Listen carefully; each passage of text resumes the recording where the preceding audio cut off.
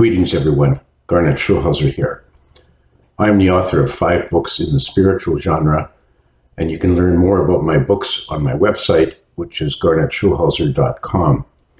Now, all of my books deal with my meeting with my spirit guide Albert and my subsequent dialogue with him and the astral travels he took me on to the spirit side and other places in the universe.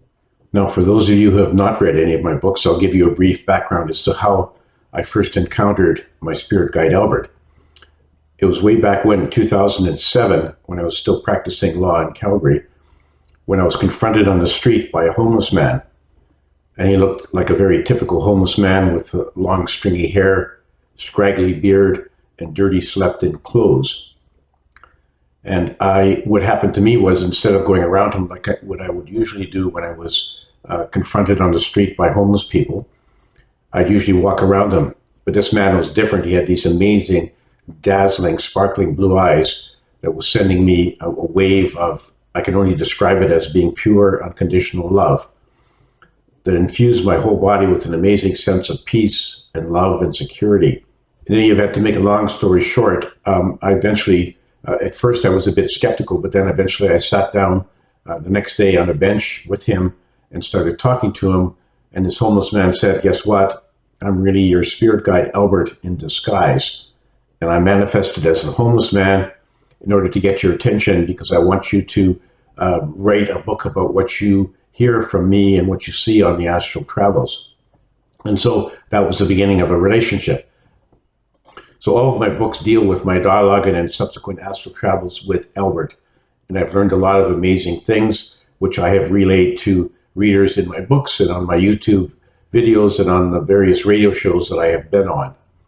So one of the things that has happened because of that is I've gotten a lot of questions from readers, from people who've watched the videos or read my books. They've asked me questions about things that were in my books or that I didn't address fully. And so what I've decided to do today is to answer some of the questions from my readers. And these questions that I'm going to answer right now on this video are not in any particular order, but I thought it might be useful to read the questions that I've received, and then I'll give an answer, and we'll go from there. And if the reaction is positive, I'll continue to do videos where I answer questions from my readers. So here we go. And as I said, these questions are not in any particular order, but I usually I'm going to list the questions that I get asked most often. And anybody out there who has a question, feel free to send me your question. My email will be at the end of this video, and I will endeavor to answer all the questions by email, and some of the better ones I will incorporate into my subsequent videos where I have a Q&A with my readers. So here we go. First question is, if a soul has freedom to choose its life on earth, why would it pick a life of misery? Now, the background to this is that what my spirit guide has said is that we're all beings of energy. Our true home is the spirit side, which is a very high vibrational dimension, and that we choose to come to earth, to incarnate into a human body. And we choose this freely, and we get to pick where we want to go, which country we want to be born in, who our parents, siblings, and other relatives are. And then we set out a number of challenges that we hope to face and lessons to be learned in our life on earth. This is all for the purpose of allowing us to gain knowledge and wisdom and grow and evolve as souls. So we all pick out where we want to go to be born on earth, and that's in our life plan. And so many people obviously have said, well, why would somebody want to be born as a blind beggar in Calcutta? Seems strange to us. We have free choice. Why would we choose that life? Why wouldn't we choose a cushier life, an easier life? Why would you want to get into that? It's very hard for us to comprehend here as humans on earth. But the reality is that on the spirit side, we have a much different perspective of what's going on. And so a life as a human on earth is just a very short little adventure for souls on the spirit side. So quite often the soul planning to incarnate will choose a very difficult life to jump into, and that may be because they've had a number of easier, cushier lives before, and they're looking for a new challenge.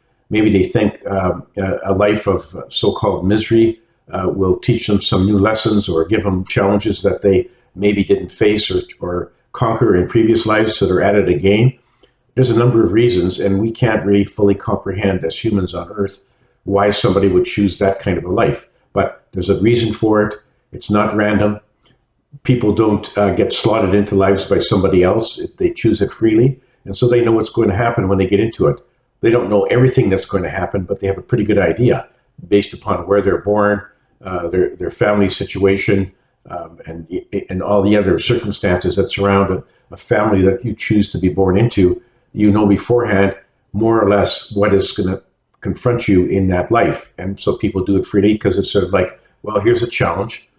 I think I can conquer this life that I'm choosing, and I think I can learn a lot from it, and so I'm going to go ahead and do it. And so that's why souls will often choose a life that we humans would consider to be, very bad choice, full of misery, full of strife, conflict, and to us it doesn't, as I said, doesn't make any sense, but it does to the soul who's choosing to have that life. But do not despair if you think that when your physical body dies and you go back to the spirit side, that somehow you're going to be slotted into a life that you don't want on planet Earth. That doesn't happen, because every soul has the free and unchallenged right to choose their next life without interference by anyone.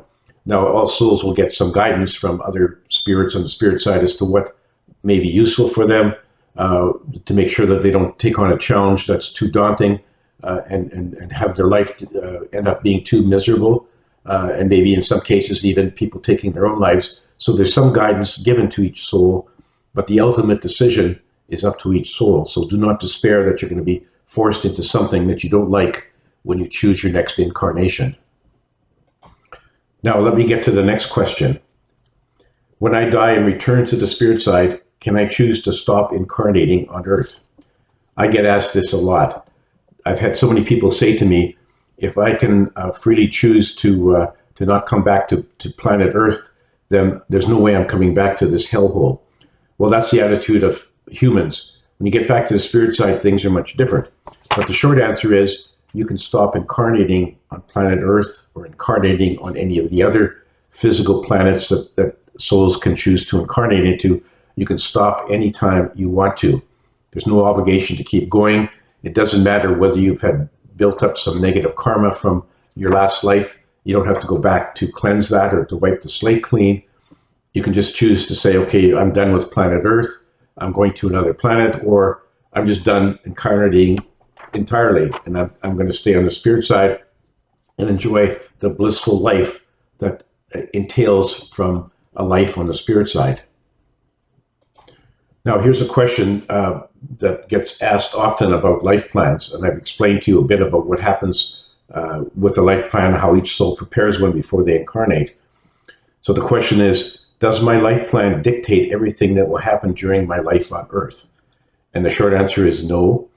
Your life plan will set out the basics for your initial incarnation, which is the place you're going to be born, your name, the life language you first learn, the identity of your parents, siblings, and other relatives. All that is fixed. When you're born, you can't change that, so that's put into place. But thereafter, you have free will to act and make decisions, which means that even though you may have planned certain things in your life plan, because you don't get to remember what's in your life plan after you incarnate, then you can often go off on a different path than the one you had hoped to follow. And so your life is not predetermined, it's not etched in stone. Your life plan gives you the basic blueprint for your life on Earth, but then thereafter, it's up to you and your free will decisions, as well as the interactions you have with other humans who also have free will to make decisions and take actions. And so your life is clearly not fixed. You can change it while you're here. You can change it as many times as you want. And this all happens when you make free will decisions. So your life plan is not something that's totally determinative of what your life will be. It's basically your reactions to the things that happen to you that determine your path on Earth and whether you learn things or don't learn things. Now, time for one more question. I'm trying to keep these videos to be short so that people can easily go through them without taking a big chunk out of their day. So the last question for today is, what is the biggest surprise that you've had about the cycle of reincarnation? Well, that's easy. The biggest surprise I had was that when Albert told me that no one dies by accident. Every human dies, their human bodies perish when their soul decides it's time to leave the incarnation.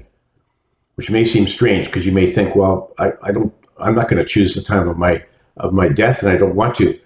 But it's not your human mind, it's your soul who decides when to leave. So the soul can decide, even though they may have originally planned to live, 50, 60, 80 years, when they get partway through the life, they may decide, okay, well, I've learned enough in this life so far, and it's time to move on and go back to the spirit side, in which case your soul then will arrange either for your body to perish in an accident, say, or by disease or illness, and your soul can arrange all that. Your human mind is not aware of what your soul is planning, but your soul decides when to leave. And so you may say, well, that's strange. What happens when a plane crashes and kills all 300 people on board? That was an accident, wasn't it? Well, no. The strangest thing that may be strange for you to understand is that the soul of every one of those humans on that plane who crashed chose that event to be the way to take the off-ramp out of the incarnation and go back to the spirit side. So that is very much of a surprise to me, probably is to a lot of other people, but that's the way it is. And I'm not sure it gives a whole lot of comfort, because since we're not aware of what our soul is planning and we have no way of convincing our soul to change its plan, then your death will just happen. People around will think, well, it just happened because of whatever, an accident, or you got caught up in some disease that's going around. The fact of the matter is that your soul arranged all this and picked a time for you to leave your incarnation. So some of these answers may surprise you. If you've read my books, you may fully understand what I've been saying, but hopefully today will give you some further enlightenment as to what happens to some of the aspects of a cycle of reincarnation. So that's all for now, folks. Thank you for watching this video. As I mentioned before, if you have any questions for me, you can send them to me by email, and I'll certainly try to answer them by email. And if they're universal enough, I will try to put them into another video to answer your questions like I've done with this one. So thank you for watching, and above all, never forget to keep on dancing and enjoy your life's journey.